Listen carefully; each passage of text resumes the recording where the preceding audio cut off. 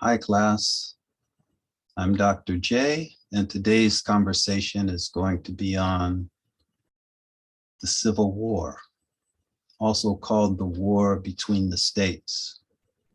My grandmother once told me that our elders referred to this war as the War for Freedom. I think that's particularly apt when you think about African American history. We see that there is a constant narrative involving freedom running throughout the history. Rarely do we take the time even to define freedom. And so I'm going to start with a definition by an African intellectual named Mahmoud Muhammad Taha.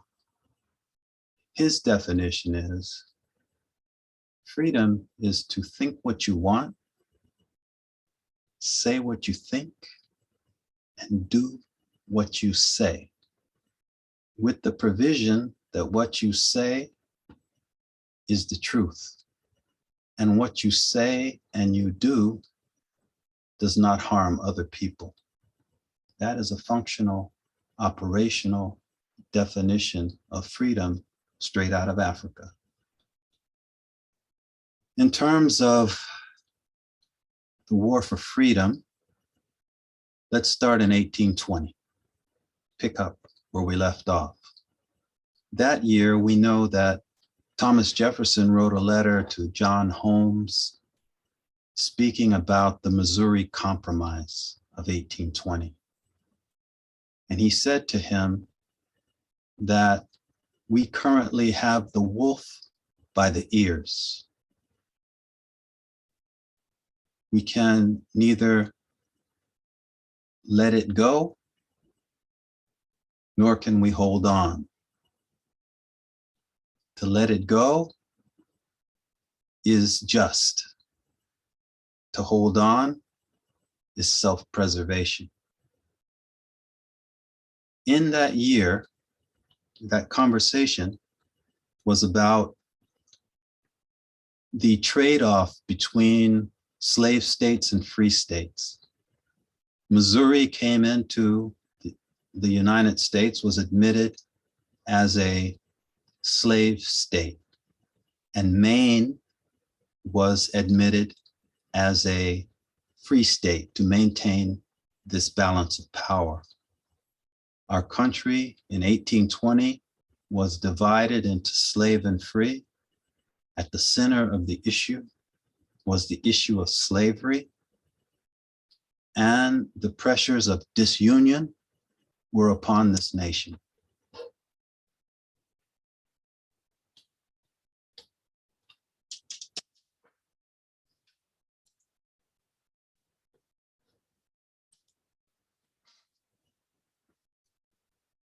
The abolition movement was in full force in 1830. We know that David Walker, the fiery African-American orator, had released his appeal to the colored citizens of the world, charging them to stand up, to demand to be treated with dignity as a human being.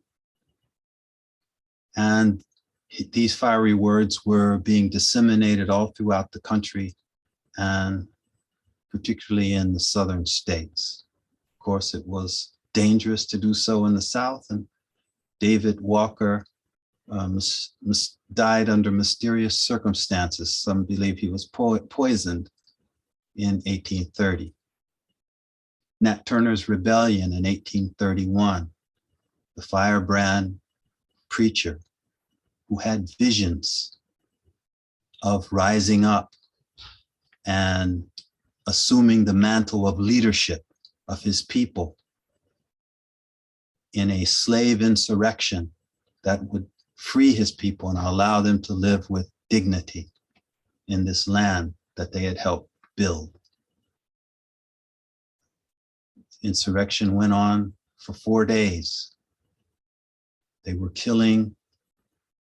going from plantation to plantation and killing everyone on the plantation unless they identified them as human beings who had sympathy for enslaved people, like Quakers.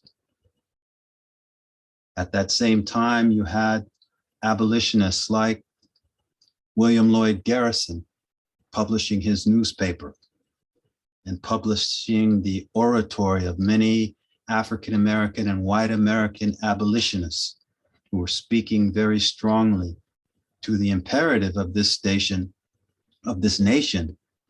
to terminate human slavery, how it was a stain on the nation, how it was denigrating all people, not just the slaves, and how it was morally indefensible.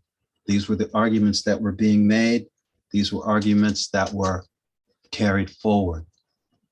During the same time period, by 1830, the United States is pushing westward, and slaveholders from the South are sending settlers into Mexico to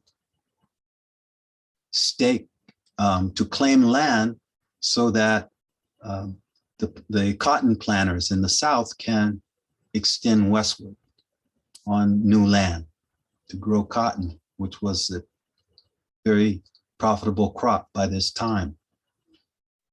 Of course, this led to conflict with Mexico. The first conflict occurred in what is now Texas. The US Army, there were some of these settlers and prospectors and frontiersmen held up in the Alamo. They were defeated by the Mexican army. Zachary Taylor came in with American forces and defeated the Mexican army and had their general Santa Anna sign over this territory to the United States. That's how we acquired Texas. That same push westward leads by 1848 to the Mexican-American War, which terminated in 1848 with the Treaty of Guadalupe Hidalgo. And at that time, we took half of Mexico. We started by taking Texas in 36. In 48, we took everything above our southern border up to the top of California and across, which was literally 50% of Mexico. That's what they lost in that treaty. The impetus for that treaty and that expansion was slavery. Not the only reason, but it was a very powerful reason. You had abolitionists such as Charlotte Fortin, who was writing passionate poetry and directing her poetry to white women and asking them if we are not your sister. Cannot you identify with our plight? Aren't we the children of the same God? And so you had in literary circles, you had abolitionists moving in that manner. You had the Underground Railroad functioning and people, as we know, moving in all different directions. Many had to move all the way up to Canada. And this is a family who grew old in Canada after escaping America. And the reason they had to travel beyond the northern states was because slavery and slaveholding was contaminating the entire country. And so the fugitive slave laws of 1793, of 1850, were allowing for property to be recaptured and returned to its owner, even in the northern states. And we know that these laws even became more aggressive from 1793 to 1850. You had African Americans leaving Missouri. Howard Estes, he worked for a German farmer. He had skills as a rancher. He took a herd of this farmer's cattle to California to sell them. He was told that once he sold them, he would be able to pay for his own freedom and that of his family. He sent his master $1,000, and his master would not send him his papers. He sent him another $1,000, and he still didn't receive his papers. So he returned to Missouri. He ended up paying over $4,000. His youngest daughter had died. He had a daughter, a son, and his wife, all of whom he paid nearly $1,000 apiece for and bought them out of slavery, migrated to California, ran into discrimination in California, continued northward, and ended up on Vancouver Island, and was one of the distinguished families on Vancouver Island over the years. Part of that distinction comes from his daughter. This is Sylvia Estes Stark. Stark was a runaway that they met in California. They went together up to Canada.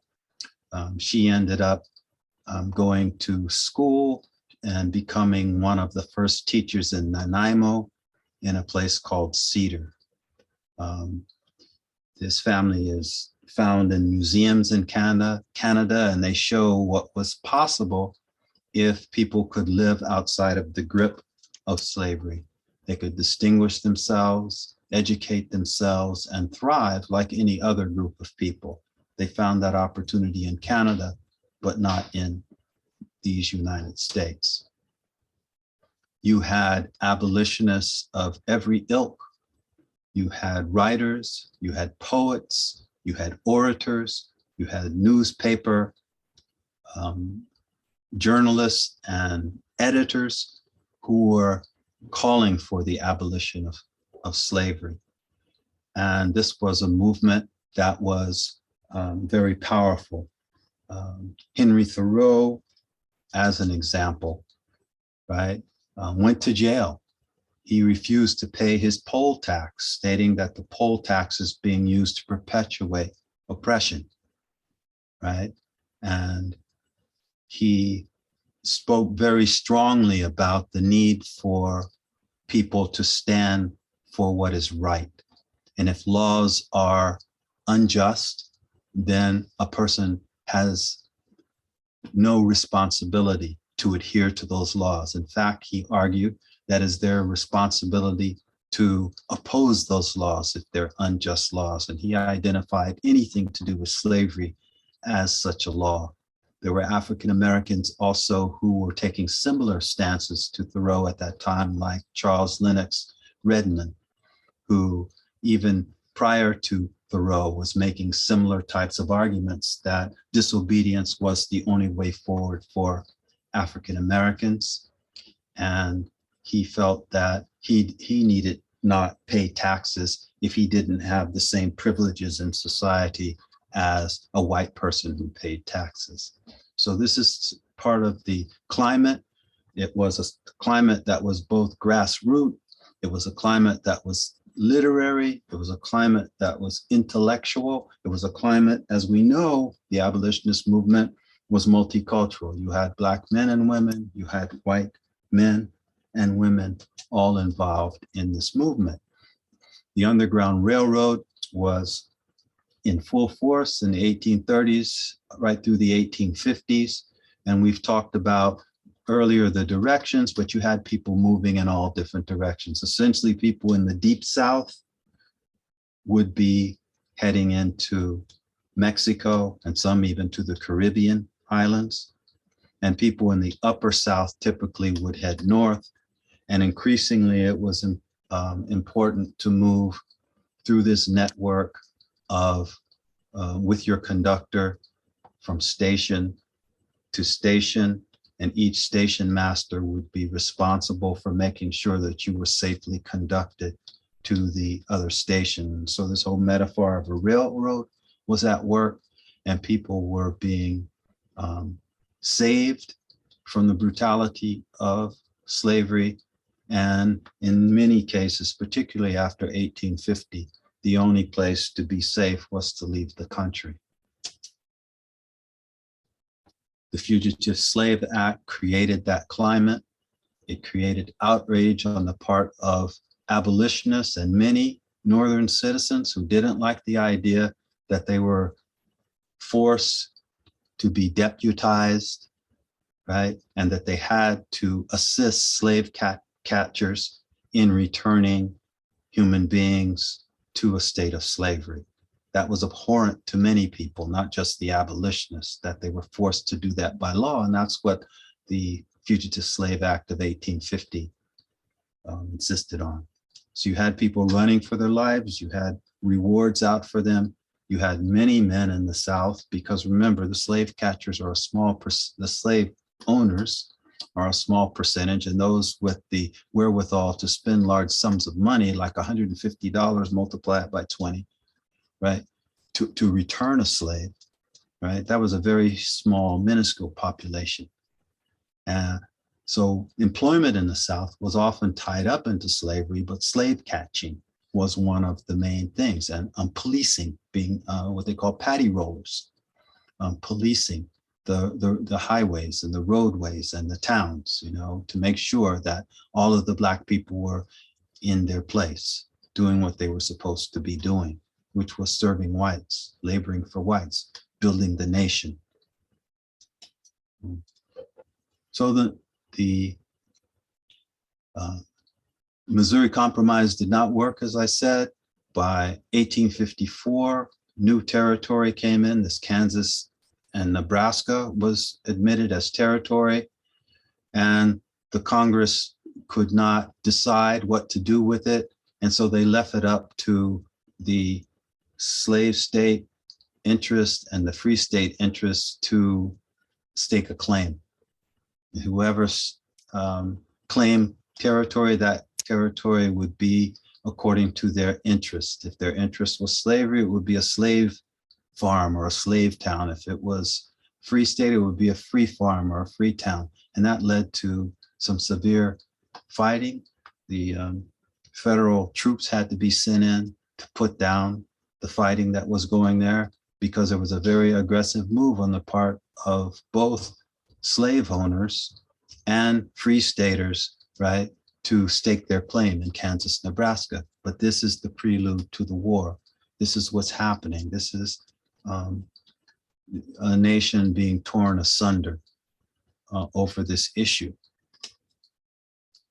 And so fighting had broken out, and it was referred to as Bloody Kansas, and the bloodshed was only stopped with the arrival of federal troops. John Brown came on the scene in Kansas, and he believed that slavery was an obvious evil and that any moral person had to resist it.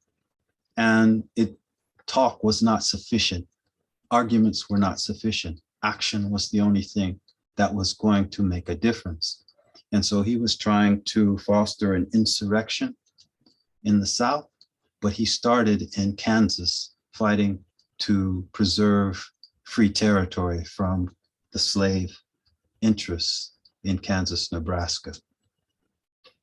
Also in 1857, 3 years later, you had the Dred Scott case. And the Dred Scott case, you can read about the background. I'll leave you this slide here.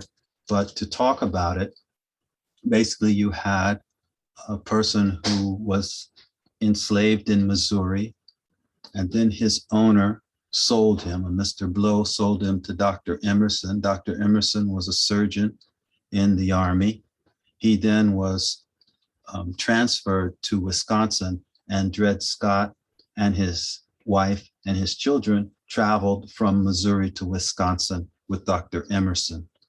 Dr. Emerson then passed away, and Dred Scott returns with the Emerson family in 1840 to Missouri. At that time, Mrs. Emerson is hiring them out, so she's making money on hiring them out because they have a skill set. And they decide that they want to use their skills on their own. They want to make money for themselves. They want their freedom.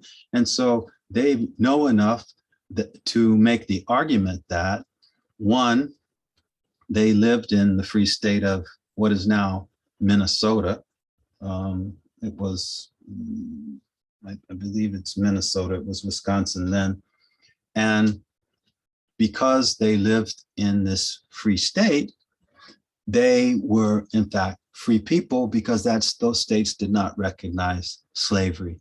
They also argued that that they had been in territory that was above the Missouri Compromise, and that territory was all supposed to be free territory, and therefore that they were free.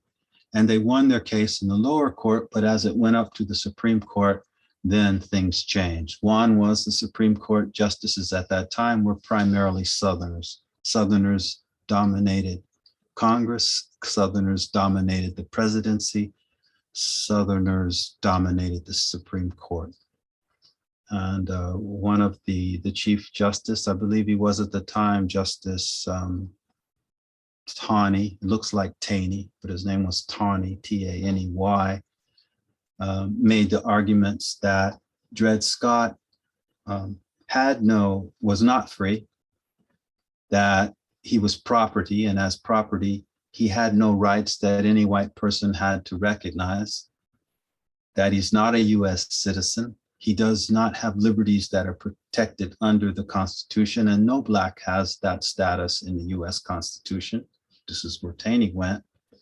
And the Missouri Compromise is irrelevant to the case, and because Congress does not have the right to ban slavery anywhere in this country.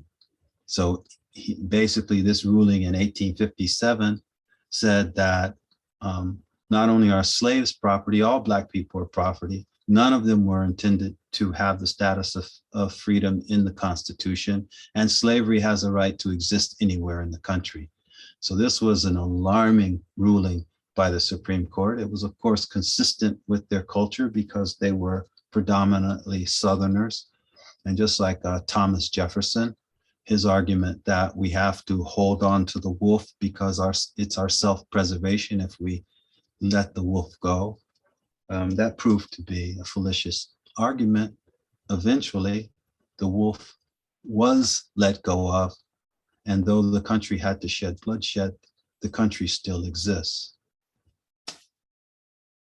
John Brown again is going to reappear in 1859.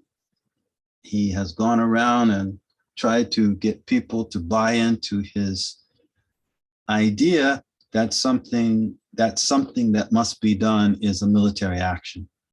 And very few people saw the practicality of what he was saying. He went to Frederick Douglass, one of the persons who they were actually close and had respect for each other, but Douglass told him, that's not going to be successful and it's going to lead to reprisals, and I'm not going to put my family in that type of situation. But Brown was dedicated, he was intent, and he felt within his core that he had to do something. So he took his sons and some friends and a couple of free people, run away, and he didn't have 20 people with him. And they went and they attacked an arsenal in Harper's Ferry. It's West Virginia now, but I think it was still called Virginia at that time. Yeah, it's before the Civil War. And then they were put down very easily by federal troops who were led, in fact, by Robert E. Lee, who becomes the general of the Confederacy later. And John Brown was then put on trial and hung, but he was defiant to the last breath. And in fact, when Union soldiers went into battle, they often sung a hymn praising John Brown for his bravery and his courage and his clarity about slavery. Something had to be done. That was not an issue where people should have been in the middle of the road trying to decide which way to go. It was inconsistent with a free nation. It was inconsistent with a Bible. It was inconsistent with people's ethical structure, yet it was lucrative and it was dominant, and the people who were making the most money out of it were powerful. And so it was very difficult to resist it, but resistance is on its way. So by 1860, the country has moved to disunion, and it was tipped over the scale when the Republican Party took the platform of abolishing slavery as their political platform, and Abraham Lincoln is elected president of the United States. When he came on board, then the Southerners knew that the writing was on the wall because their platform was to end slavery. And so this was just an indication that their system of living off the blood, sweat, and tears of other human beings was, coming to an end. Their days were numbered. And so they took action. And the action that they took was in April of 1861. They attacked a small federal fortress in Charleston Harbor called Fort Sumter. And it's very close to the shore. It was easily bombarded from the shore. And that was the precipitous act leading to the War for Freedom. And the states that were involved in it were first South Carolina, and then 11 of the southern states, all of which had large slave populations. Some of the states were not involved, and they were called the border states, and that was like Delaware, Kentucky, and Missouri did not join the Confederacy, nor did Maryland. So Delaware, Maryland, Kentucky, and Missouri, I think I got that right, were the slave states. Don't quote me on that yet.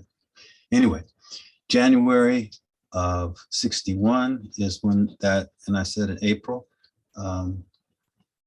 but the war started actually in April and not in January. So this is actually where it came from. It's inaccurate. But these are the states that separated, and it was not Maryland. It was Delaware, Maryland, West Virginia, Kentucky, and Missouri. These are the border states right here. So those 4 states I told you, plus West Virginia, were the states. So West Virginia actually broke off from Virginia and became its own entity, making the 5th state. They were important militarily. And so when Lincoln passed the Emancipation Proclamation in 1863, he focused it only on the states that were in rebellion, the 11 states in rebellion. And so he allowed the slave states, which were the border states, to maintain their slaves. So he only declared that slaves are free in the states that are in rebellion against the United States. And that was strategic because he wanted to have this buffer between the militaristic, rebellious Confederates who were trying to dissolve the United States. He wanted to have a buffer, and that's what they formed. But he also wanted them to not join with the South and tip the balance of power to the South. And so they stayed neutral, and most of them actually leaned a little bit towards the Union for the most part, but they were certainly neutral and did not enough not to join the South and tip the balance of power. And that was really important, particularly early in the war when the North was losing most of the battles that were fought. But that's going to change because the North was just so much more powerful than the Confederacy. The wealth in the Confederacy was concentrated in the hands of a minuscule part of the population who were, the large plantation owners and so forth. And so when you compared like the property in the South, it was, over twice as much. The banking capital, in the North was so much more than it was in the South. The investment capital, you see, it's 10 times this amount when you look at the manufacturing sites in the North as opposed to the South. And so on. You just see that the North had the industry, it had the wherewithal to sustain itself over time. And this was going to grind down the South. All they had to do was stay in the fight, and they were going to win the fight. The difficulty was staying in the fight because the war was very unpopular. Many immigrants who came into the nation rebelled against the idea of being drafted into the war when they tried to do this. And 1863, there was a huge riot in New York, and mainly immigrants involved in that riot. And they turned on Black people in New York. They were killing women and children in the streets and so forth because they're angry that they're being drafted. These are folks that have just arrived from out of desperation from Europe, and they're killing African Americans because somehow it's their fault that that they can't find work and they're being drafted. Anyway, it was America's bloodiest war. The actual numbers are really estimates. People don't know how many people died because people were buried in mass graves, and a lot of them were unmarked, and there was just so much. But the estimates have anywhere between like 600 and I've seen 620,000, 640,000 on the low end, 750, 60,000 on the high end. So we're kind of in between those numbers, but you know, you're talking probably around 250,000, 750,000 people died in that war. And if you think of it proportionately, if you say 740,000 died in that war, in the Second World War, with all that weaponry that we had in the Second World War, only 400,000 Americans died. But proportionally, if you think of it, it's even greater. We lost 2% of our population in the war for freedom. So the US during the Second World War had a population of 132 million. And out of that, we lost about less than 500,000. But in 1865, our population was 31 million.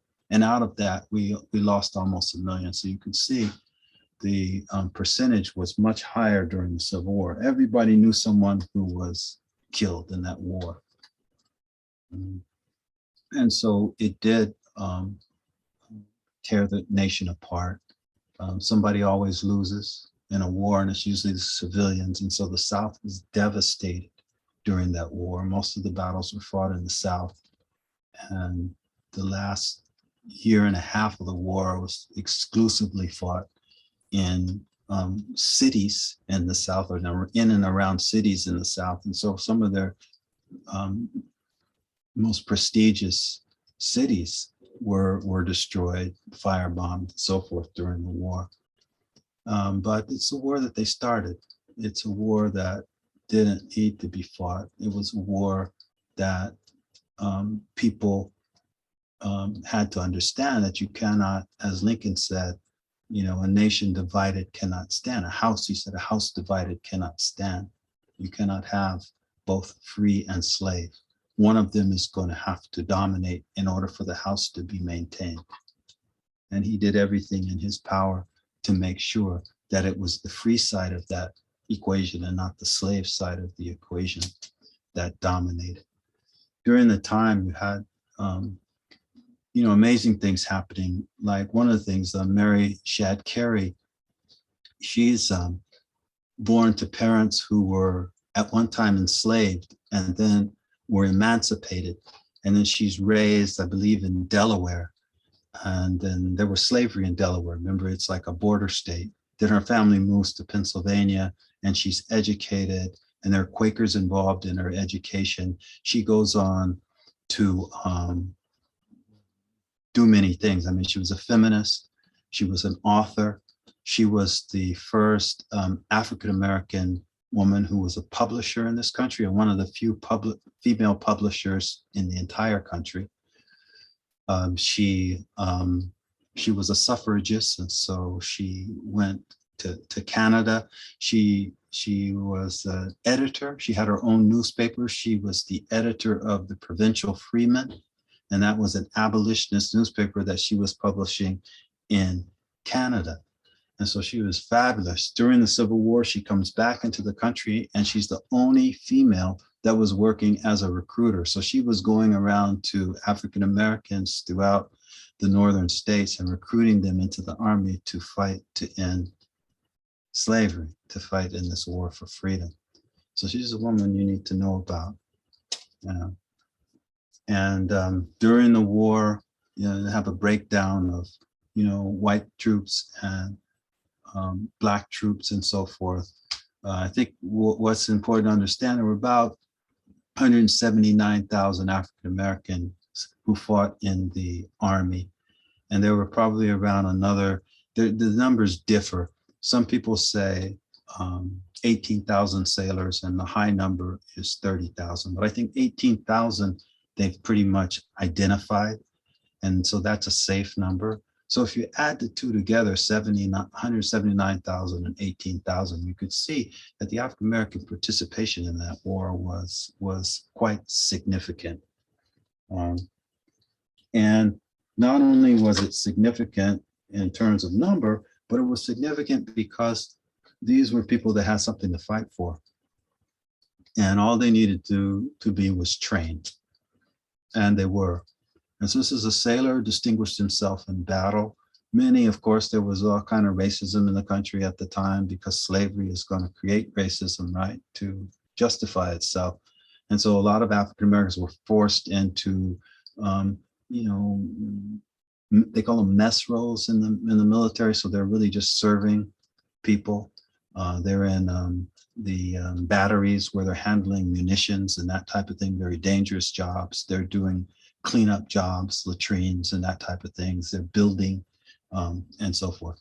But even in that, when they're being relegated to those types of capacities, there was excellence. There were people who excelled. There were people who were heroes and so forth. And this is one here, Lawson, who distinguished himself and was decorated accordingly. Well, early in the war, African Americans are resisting slavery by running away. That was the most typical way that people resisted slavery, and they ran away to anywhere where they thought or saw that Northern troops were stationed. And what was happening early in the war is because there was no policy, the Northern officers the Union officers were returning the property to its owner. So they were taking these runaways back to their masters. And then General Butler said, well, wait a second, these people we're fighting a war against these people. We're taking resources and giving them back to them so that they can fight a war against us. We need a policy. And so he started refusing to have them return. And then this got him into trouble with Washington because there was no law governing it. And eventually some laws, the Confiscation Acts, were passed in 61 and 62. And they were basically to regulate this process. And what they did was say, well, we'll consider them like confiscated property. That's why they're called the Confiscation Acts, right? And they are resources that would be used by the enemy. Therefore, we can legitimately take them in times of war and so forth. And this was worked out. And so there were two acts in 61 and 62. And then the military was able to have a legal basis for retaining the runaways. And then they found ways to start to deploy them. And then they started to see that they could be trained. And this is going to come in handy because by the Emancipation Proclamation in 1863, they're starting to train African Americans to be soldiers. Before that, you had people like Robert Smalls, who went on to be a congressman during Reconstruction. He was working on a Southern ship, and he was able to slip on to that ship at night and sail the ship into Northern port and deliver what he said, I'm delivering this ship to Uncle Abe, right? And so you had those types of acts of heroism that were happening. And then Smalls goes on to be a US congressman during Reconstruction. Frederick Douglass is really kind of lobbying Lincoln to have African Americans enter into the war and turn the tide of the war. And he's saying that, there's no war but an abolitionist war. There's no peace but an abolitionist peace. We have to abolish slavery, and we have to use all of our resources to do it. And he was very impatient with Lincoln, for Lincoln waiting from 1861 all the way to late 62, January 63 is where the proclamation actually came into law to make this argument. And Lincoln's looking at some other variables. He's trying to make sure that they issue the proclamation at the right time. He was advised that if we issue it when we're losing battles, it's going to look like an act of desperation, and it's going to encourage our enemies. So they wanted to wait till a time when they were on the ascendancy. And there also needed to be more conviction amongst the Southern officers that they were going to be able to utilize Black troops. And as soon as they got to know them and trained them, they realized that they could fight and that they could serve the cause of freedom quite well. Sojourner Truth, when she heard that they were going to use Black soldiers, she said this: "Glad to see men are getting their rights, but I want women to get theirs."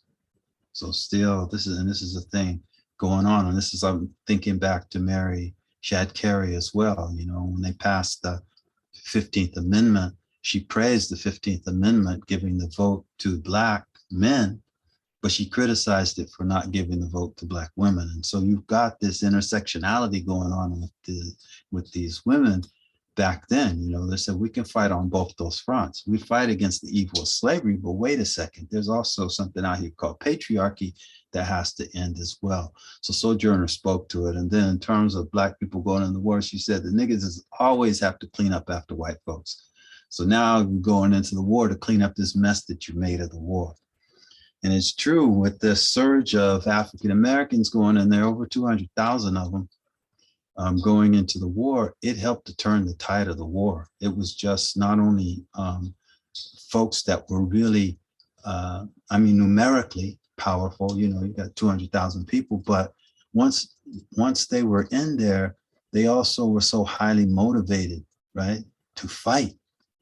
And they destabilized the Southerners, because the Southerners were believing their own mythology. The Southerners had some Blacks in their army. Most of them were doing service roles. They were operating like slaves, you know, beasts of burden.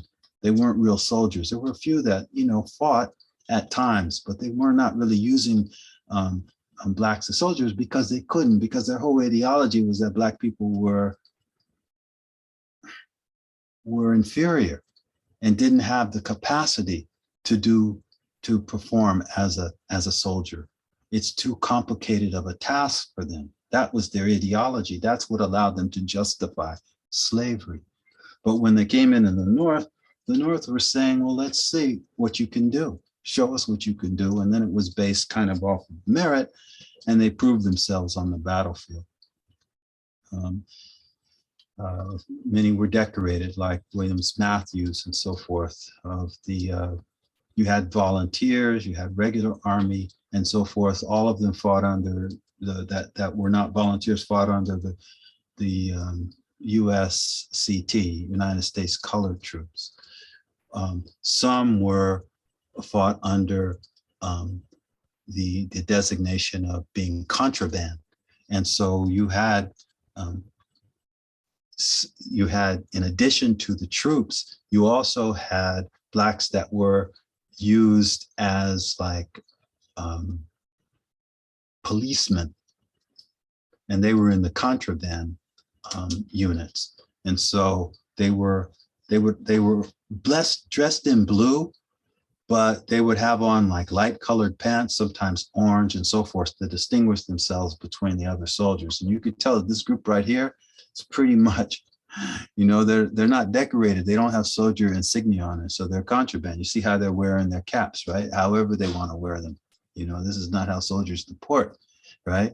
This is how brothers deport when they don't have that discipline. And these were men that were given weapons. But what they would do is they would go in and they would do search and destroy type missions. They would go into towns, go into farms, confiscate property and so forth, and bring it back to feed the Union troops, right? They would track down runaways and things like that. So you had that. And then many served in the mess component, where they would be the cooks and so forth. Many were the grave diggers, and all of that manual labor that was being done was done. So this is kind of the contraband outfit here with the bright striped pants and so forth. And sometimes they would have, you know, a soldier that was in charge of them who was a regular army soldier, and then they wouldn't be. So this is actually a sergeant in the unit. Okay. The Southerners were outraged when they ran into Black soldiers. They said that they don't recognize them as soldiers, and so they're not going to take them prisoners. they are in rebellion against the Confederacy. And so they're going to be killed on the spot. And that was supposed to scare them, and it didn't work. But that was what they did. And then even at one point, Lincoln said, because the Southerners always had a smaller force than the North, and so that each of their individual soldiers was more valuable than one Union soldier because there were fewer of them. And so it was very important for them to trade prisoners with the Union. And Lincoln said, we're going to stop trading prisoners with you. If you keep killing the black troops, we're going to stop. It helped in some cases, but not in others. And you had, this huge massacre at Fort Pillow by Bedford Forrest, and Bedford Forrest went on to found the KKK after the war. So people would say that the KKK was just some kind of social organization and so forth. No, it was formed by two Confederate officers. One of those officers massacred black people instead of capturing them during the war. And so he was a hateful and degenerate man, Bedford Forrest, and he founded the Klan for the purpose of white supremacy. Black officers distinguished themselves when they had the opportunity. Martin Delany was brilliant. He actually was admitted into Harvard and wanted to become a lawyer. And when he arrived at Harvard, the students felt that they were embarrassed to go to school with a black person. And so their parents then petitioned Harvard to de-admit him. And this hurt him. I mean, he had worked really hard and had excelled. And he ended up joining a colonization movement. And so when he was actually recruited, I think he was in Cuba, when they called him back to see if he wanted to serve, because he was looking for places for black people to immigrate and colonize outside of America, because he said, hey, if they won't take me, I don't know what's going to happen to the rest of you. So he was Delany, and he's the father of black nationalism, very proud to be of African descent, and that he said that black people needed to learn their history, and they needed to be proud of who they were and shouldn't let other people define who they are. And that's Martin Delany, father of black nationalism. Yeah. And then we'll end with Harriet Tubman. We know that what she accomplished during her life in terms of the Underground Railroad, but the piece that I think is also important is that she never stopped working for her people. And during the war, she worked as a spy for what was the equivalent of the Secret Service at that time. And she went on missions into the South sometimes when she was working for the Underground Railroad, she would bring back intelligence to the military. She would lead people out of the South so that they could run to Union lines. She would bring back maps of the deployment of Union weapons and batteries, even some that were located in the water for the ships. She identified some of those. They were like torpedoes or mines. And she led raids with Union troops into the South to defeat Southern Confederate troops. She did all that during the war. And then after the war, she set up housing for like African-American elders and senior citizens who were not being taken care of. So it was kind of, she did self-help work after the war. So she was a fabulous human being and absolutely fearless. And I think this is an appropriate place for us to end this presentation. Be well, stay well, and hopefully we'll have a chance to talk more later.